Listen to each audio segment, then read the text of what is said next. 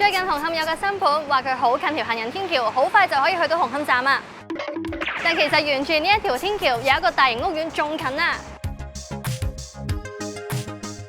大家好，我係 Micky。嗱，講緊嘅就係喺我後邊嘅半島豪庭啦。咁今集咧，我哋就會參觀兩個嘅放盤，一個就係一房，另一個就係兩房。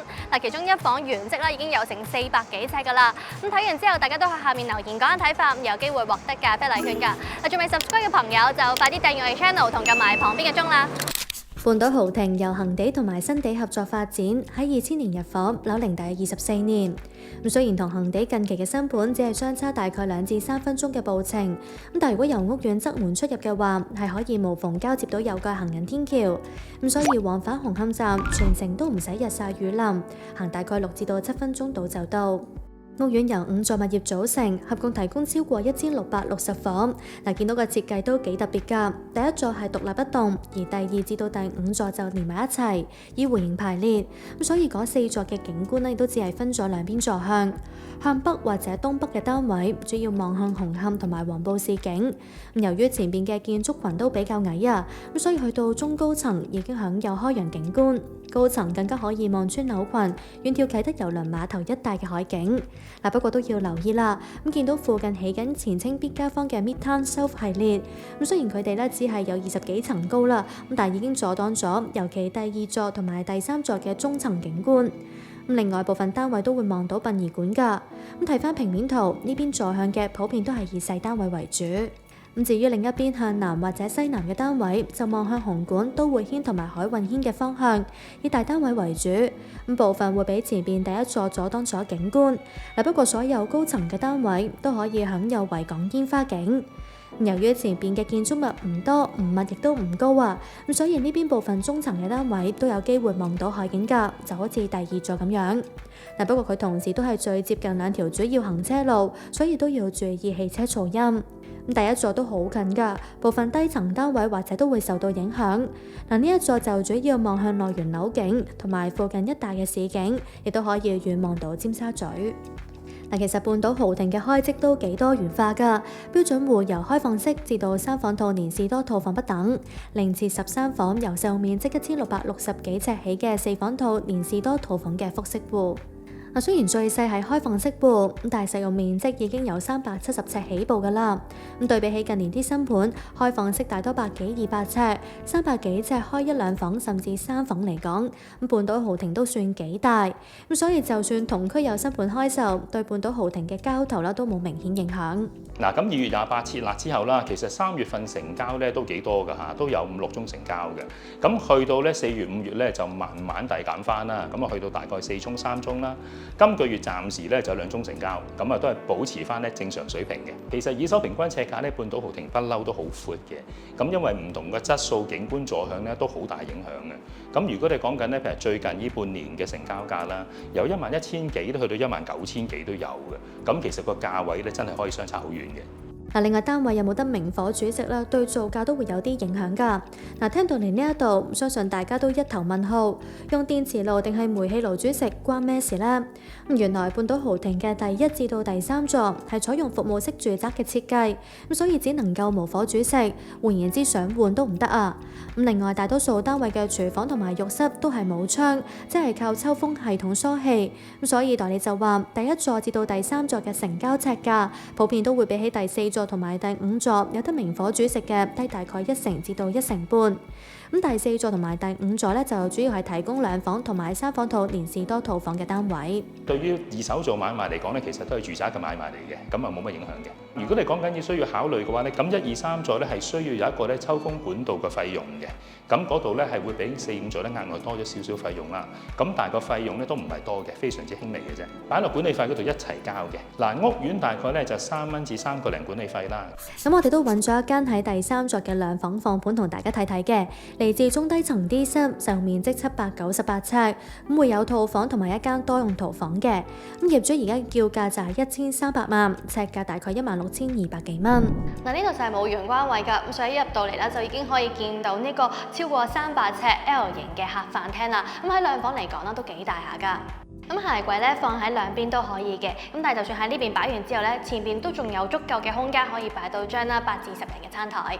行過嚟客廳呢一邊就更加闊落啦，有成4米闊，即係大概13尺。咁加上樓底高3.1米，所以空間感係非常之充足。咁聽代理講啦，有啲業主甚至會重新規劃喺度間多間房。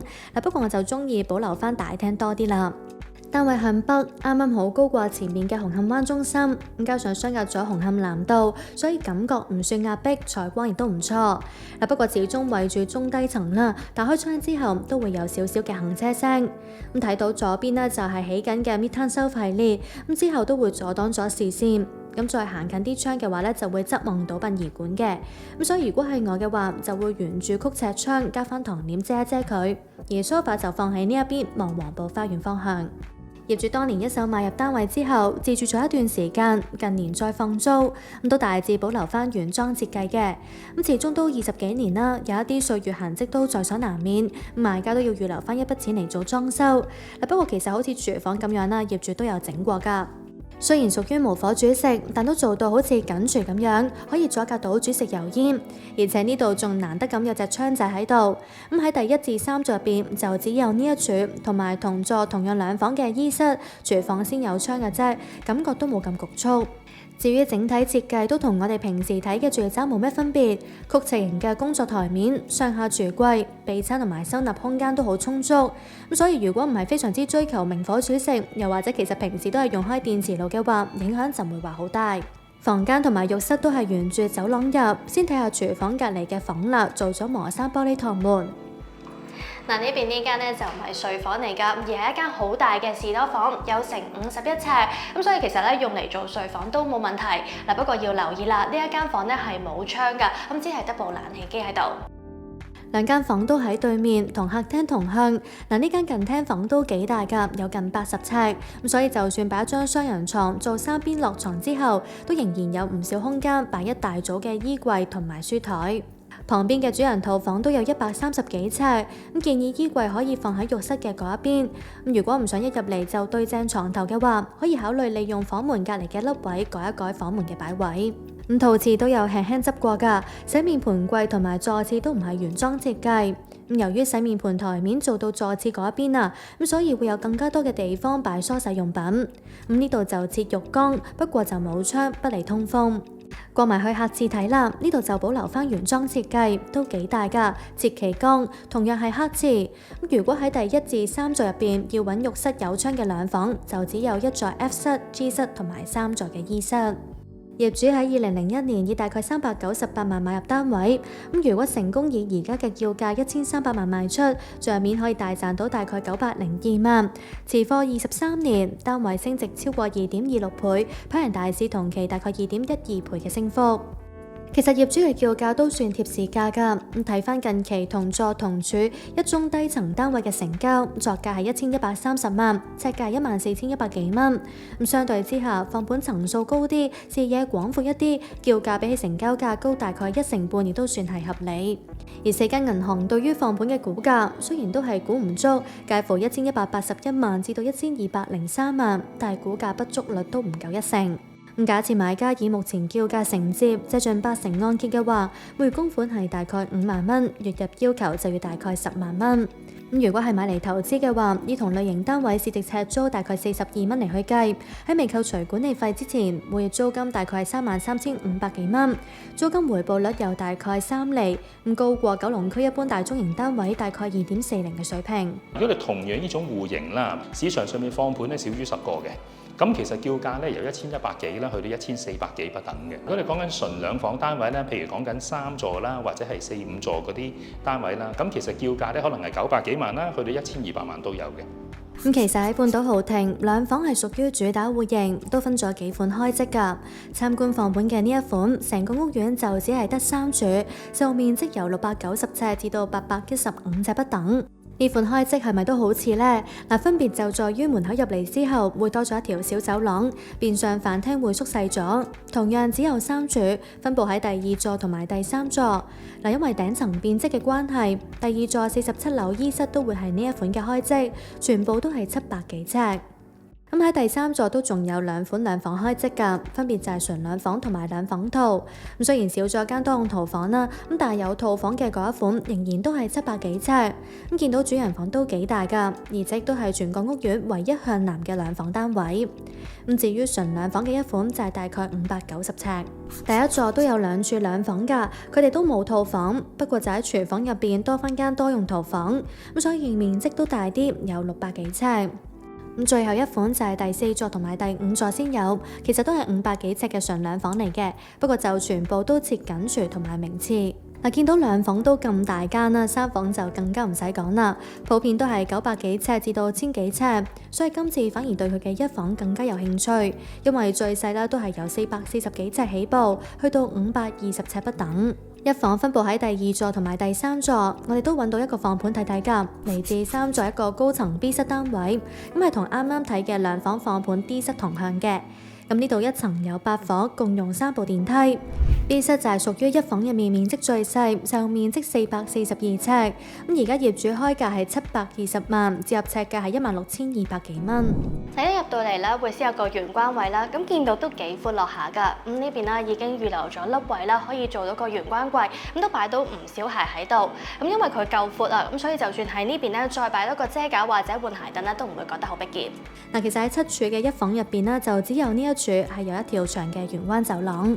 向前行係廚房嘅部分，採用開放式設計，呈以 C 字形，咁備餐台面連埋吧台一體過，所以都唔使咧再加多張飯台喺度。業主喺2007年買入單位之後就一直出租。嗱，呢一組櫥櫃咧都係原裝設計嚟㗎，會有啲年代感，因為只係配備咗一個細嘅星盤同埋雙頭電磁爐，咁所以備餐空間係非常之充足。